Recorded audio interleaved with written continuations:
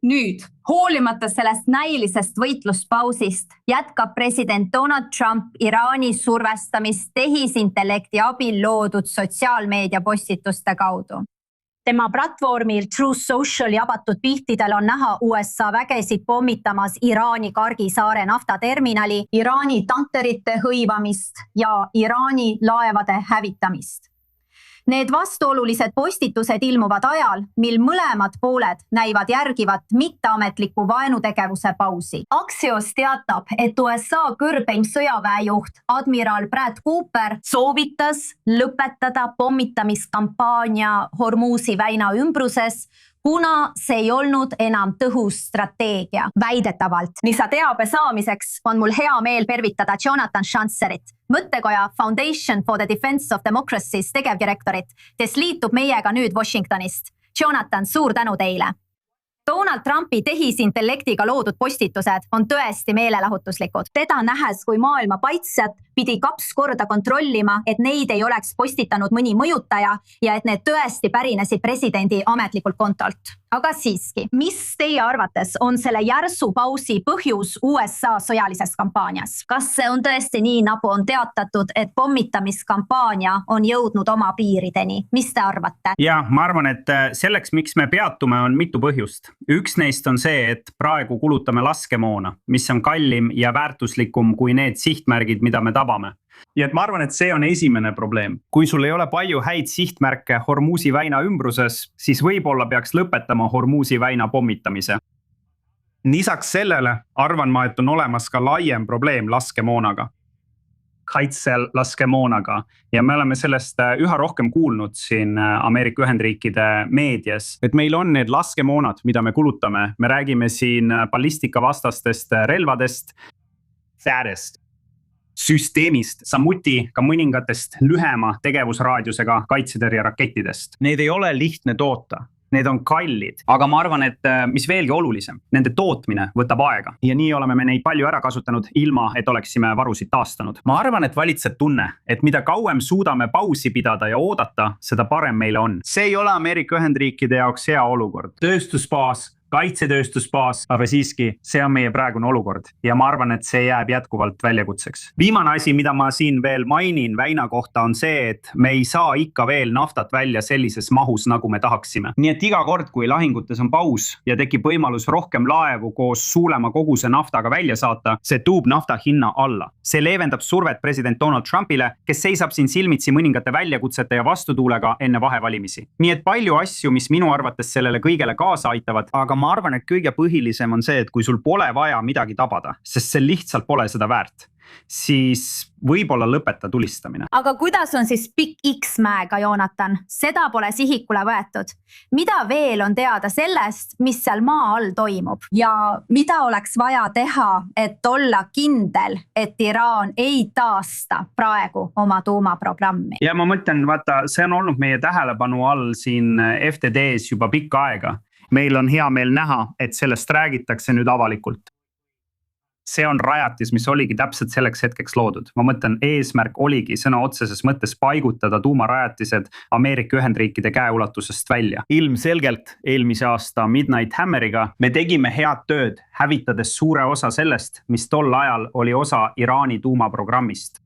Me tabasime täiendavaid sihtmärke. Sama tegid ka iisraelased viimase relvakonflikti käigus, mis algas 28. veebruaril. Aga see asi jääb probleemiks. Mida see nüüd Ameerika Ühendriikide jaoks tähendab? Vaata, ühelt poolt võiksid sa proovida veel mõned punkri lõhkujad alla lasta. Need Moabid, need suured relvad, tead küll, visatakse B2 pommitajalt alla. Need võivad küll mingit kahju teha, kuigi rajatis on loodud nii, et kahju ei tekiks. Võiksid saata väed koha peale. See on miski, mida Donald Trump pole seni tahtnud teha. Võib-olla suudaksid iisraellased eriüksustega sinna sisse pääseda, kuigi ma eeldan, et kui iraanlased teaksid, mis tulemas on, toimuks selle rajatise sees ja ümber äge lahing. Viimane asi on muidugi see, millest keegi tegelikult rääkida ei taha. Kuid see on siiski üks võimalus, see on taktikaline tuumarelv. Keegi ei räägi sellest praegu, keegi ei tervita seda, aga just selleks need relvad loodigi. kui sa ei suuda tungida millessegi, mis on sügavale mäe sisse peidetud, siis selle jaoks kasutatakse järgmise taseme relvi. Minu arvamus on siiski, et me tõenäoliselt ei kasutaks kunagi midagi sellist. Tabu on liiga suur. See jätab meile veel paar muud võimalust, millest ükski ei tundu presidendile eriti huvi pakkuvat, sõltumata sellest, mida ta meemides ütleb. Ja rääkides just sellest lisaks sellele tuumavõimalusele, millele te viitate, kui räägite vägede saatmisest koha peale, siis ilmselgelt jõudis Fox Saar ka USA presidendi AI animatsiooni, mis võib olla vihjab mingitele sammudele, aga reaalselt tähendaks kogi ülevõtmine vägede saatmist koha peale. Ja on ebatõenäoline, et USA avalikkus toetaks praegu sellist eskalatsiooni. Rääkige meile praegusest tõenäosusest ja riskidest Ameerika rahva vaatenurgast. Jah, ma mõtlen, vaadake, minu arvates on vägede saatmine koha peale kõige olulisem. Ja loomulikult oli Donald Trump see, kes 2016 aastal kampaaniat tehes rõhutas, et ei tohi sattuda rumalatesse sõdadesse, mõttetutesse sõdadesse, pikkadesse sõdadesse, igavestesse sõdadesse, kuidas iganes neid nimetada. Ja ma arvan, et see jätkab kõlama vähemalt osa MAGA toetajate vabariiklaste baasi seas siin. Ma arvan, et iga sõda, mida president peab, lükatakse demokraatliku partei poolt täielikult tagasi. Nii et praegu seisab president silmitsi üsna tõsiste vastutuultega, kui rääkida vägede saatmisest koha peale.